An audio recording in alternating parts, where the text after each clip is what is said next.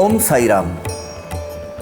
सुखी, संपन्न और आनंददायी जीवन जीने की राह यानी भगवान श्री साई बाबा का श्री साई सच्चरित, ये पवित्र पावन ग्रंथ। आइए आध्यात्म मार्ग पर चलिए पवार काका के साथ आनंद लेते हैं श्री साई सच्चरित के भावानुवाद का।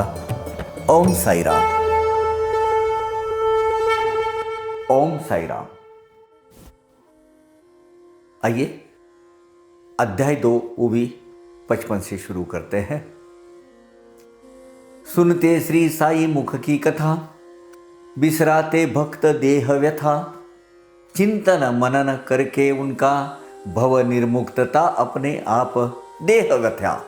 इसमें एक ये जो क्लिष्ट शब्द है ना, जो हमें समझने में जरा थोड़ी सी तकलीफ देते हैं, इसका अर्थ पहले हम देखते हैं। आपने अब तक देखा होगा, हम पहले वो भी बताते हैं, उसके बाद उसके जो कठिन शब्द है उसका अर्थ बताते हैं, और फिर अपना वो पूरी ओवी का अर्थ बताते हैं। ये ढांचा रहेगा इसके आगे आखिरी तक।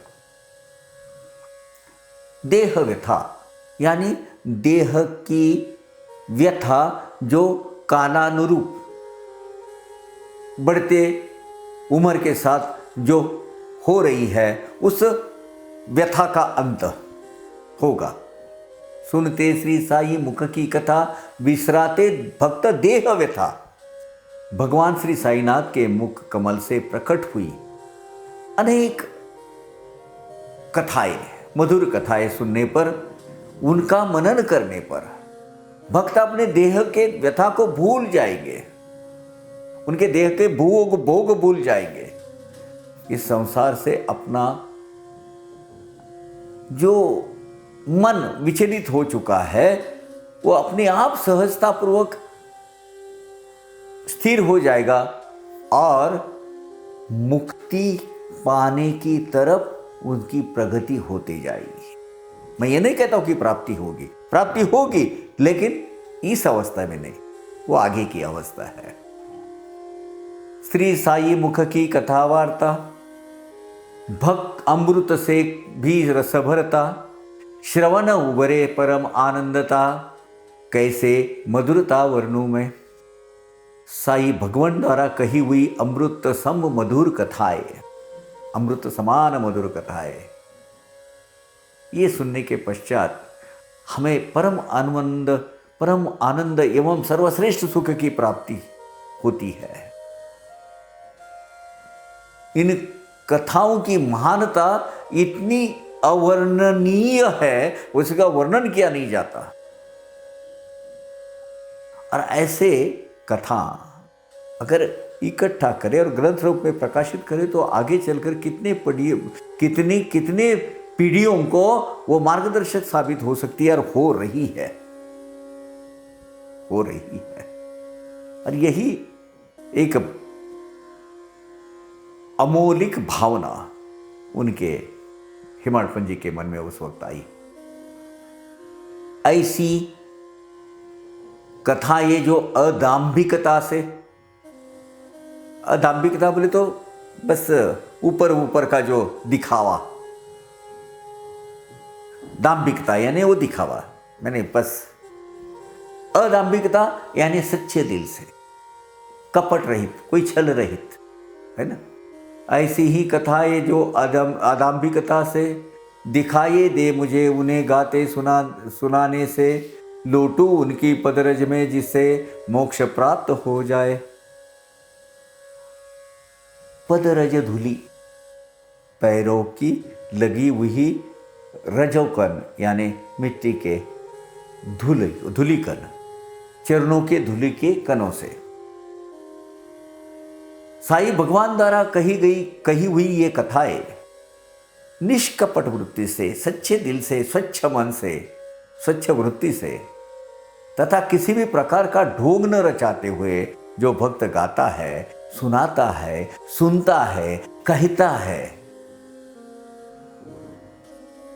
सीमाड़पन जी कह रहे, मैं उस भक्तों के चरणों के रजोकणों में लौटना चाहता हूं, यानी उनका धूलिवंदन लेना चाहता हूं मैं।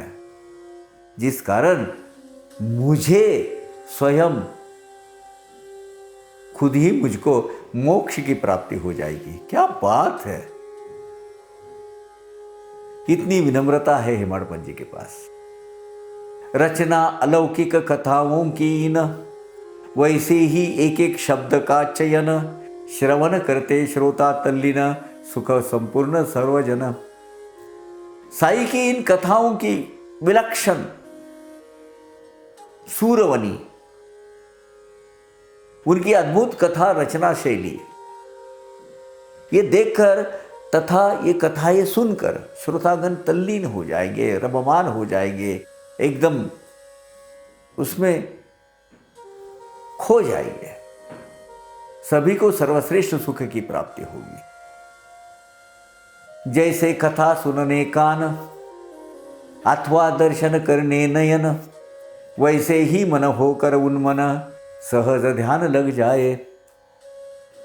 जिस प्रकार कानों से कथा सुनने हेतु अथवा नयनों से दर्शन करने हेतु लक्ष्यपूर्वक ध्यानपूर्वक सुनना या देखना आवश्यक होता है। कानों से सुनना, आंखों से देखना आवश्यक होता है। उसी प्रकार उन्मनी अवस्था प्राप्त होने हेतु मन में इन कथाओं का मनन और चिंतन होना जरूरी होता है। हाँ, ये होना भी आवश्यक है, मनन चिंतन होना भी आवश्यक है। मन को विरक्त कर इन कथाओं की ओर ध्यान लगाने से सहज ही ईश्वर में लीनता प्राप्त होती थी। ईश्वर में हम ऐसे इतने समा जाते हैं उस पूरे प्रसंग में, उसका चिंतन मनन करने से, और वो कथा बराबर जैसे अपने सामने घटित हो रही हो, ऐसा करने से परमानंद प्राप्त होता है। और ये परमानंद की प्राप्ति यानी ईश्वर की प्राप्ति होती है। ईश्वर का स्वरूप क्या है? ईश्वर का स्वरूप यानी परमानंद। गुरु माई मेरी जननी, कहते उसकी कथा जो जनी, सुनी जाति वदनो वदनी, सादर श्रवण से संचय करे। वदनो वदनी, लोक कला जिस तरह एक पीढ़ी से दूसरी पीढ़ी, दूसरी पीढ़ी से तीसरी पीढ़ी तक चलती आती है, वो शाश्वत रहती है। वो लोक कला लोगों में रहती है, वो किसी किताबों में, किसी इसमें गठित नहीं होती है। अभी अभी उसके प्रयास हो रहे, जो विद्वत जन है, स्कॉलर जन है, उसको कलेक्ट कर रहे हैं। लेकिन क्या ऐसी वो कला की शक्ति होती है, जो कथाओं की शक्ति होती है, जो सदियों तक चली आती रहती है? तो इसका विश्लेषण यहां किया हुआ है। गुरु माउली मेरी जन्मदाती है, मेरी माता है। भक्तजन मेरी माता की जो कथाएं कहते हैं या उन्हें लोगों तक वो कथाएं पहुंचाते हैं, उनको लोक कथा की श्रेणी प्राप्त होती है। लोक कथा यानी एक से दूसरे को, दूसरे से तीसरे को, तीसरे से चौथे को, ऐसा वो यानी प्रवास इन लोक कथाओं का चलते आ रहा है। इनको लोक कथा की श्रेणी प्राप्त होती है। जो कथाएं लोक के मुख में जाकर बसी हुई है, उन्हें आदरपूर्वक सुनकर उनका संचय करे। और साईं बाबा के बारे में यही हुआ है।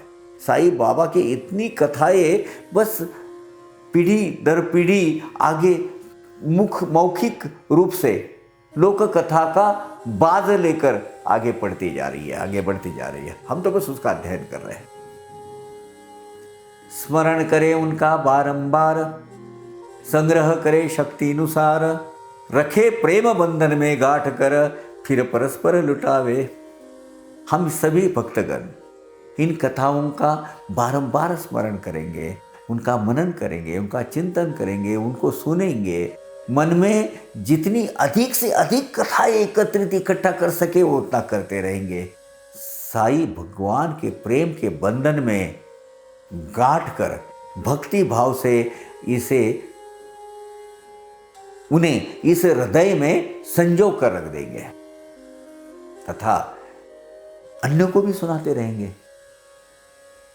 वो भी तो इन कथा को आनंद लूटेंगे, वो करने वाले और हम सुनने वाले। क्या बात है! दोनों को भी परमानंद की प्राप्ति। मेरा इसमें कुछ भी नहीं, हेमाडपंत जी कह रहे हैं मैं ये लिख रहा हूं लेकिन मेरा इसमें कुछ भी नहीं, साईनाथ की प्रेरणा यही, वे जैसे कथन करवाए वही करता रहूंगा मैं कथन। अब हेमाडपंत जी करें कि इसके आगे इसका जो फ्लो है, प्रवाह है कथाओं का, इसमें मेरा कुछ भी श्रेय नहीं है। साईनाथ की प्रेरणा से जैसे वो मेरी बुद्धि में विचार डालेंगे, वो कथाएं मेरी ओर से जिस प्रकार कही जाएंगी, जिस प्रकार लिखी जाएंगी, वो लिखता रहूंगा, वो कहते रहूंगा।